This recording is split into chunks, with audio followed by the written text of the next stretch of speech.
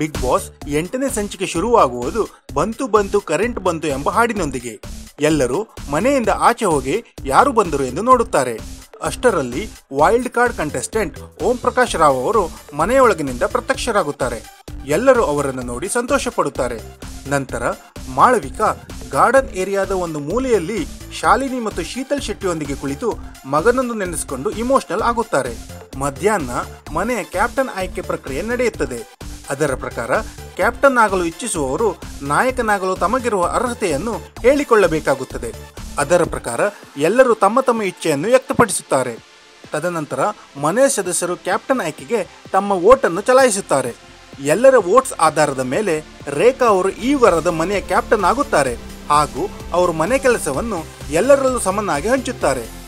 ಸಂಜೆ ಒಂದು ವಾರ ಅಡಿಗೆ ಮಾಡಿದ್ದಕ್ಕೆ ತಮಗೆ ಒಳ್ಳೆ ಪ್ರತಿಫಲ ಸಿಕ್ಕಿತು ಎಂದು ಮಾಳವಿಕಾ ಮತ್ತು ಶಾಲಿನಿ ಮಾತನಾಡಿಕೊಳ್ಳುತ್ತಾರೆ. ರಾತ್ರಿ ಬಿಗ್ ಬಾಸ್ ಬಾಲ್ ಬ್ಯಾಲೆನ್ಸ್ ಎಂಬ ಟಾಸ್ಕ್ ಅನ್ನು ಕೊಡುತ್ತಾರೆ. ಅದರ ಪ್ರಕಾರ ಮನೆಯ ಸದಸ್ಯರು ಕೈಯಲ್ಲಿ ಬಾಲ್ ಇರುವ ಒಂದು ತಟ್ಟೆಯನ್ನು ಹಿಡಿದು ಮರದ ತುಂಡಿನ ಮೇಲೆ ನಿಲ್ಲಬೇಕಾಗುತ್ತದೆ. ಯಾರು ಅತಿ ಹೆಚ್ಚು ಕಾಲ ನಿಲ್ಲುತ್ತಾರೋ ಅವರು ಈ ವಾರ ನಾಮಿನೇಷನ್ ಇಂದ ಇಮ್ಯುನಿಟಿ ಪಡೆಯುತ್ತಾರೆ ಎಂದು ಬಿಗ್ ಬಾಸ್ ಘೋಷಿಸುತ್ತಾರೆ. ಆ ಪ್ರಕಾರ ಕೊನೆಯವರೆಗೂ ಭುವನ್ ಅವರು ಬಾಲ್ ಬ್ಯಾಲೆನ್ಸ್ ಮಾಡಿ ನಿಂತಿರುತ್ತಾರೆ ಮತ್ತು ಇಮ್ಯುನಿಟಿ ಪಡೆಯುತ್ತಾರೆ.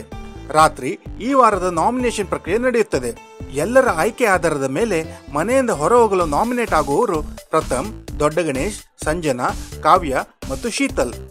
ಅಲ್ಲಿಗೆ 8ನೇ ಸಂಚಿಕೆ ಮುಕ್ತಾಯವಾಗುತ್ತದೆ.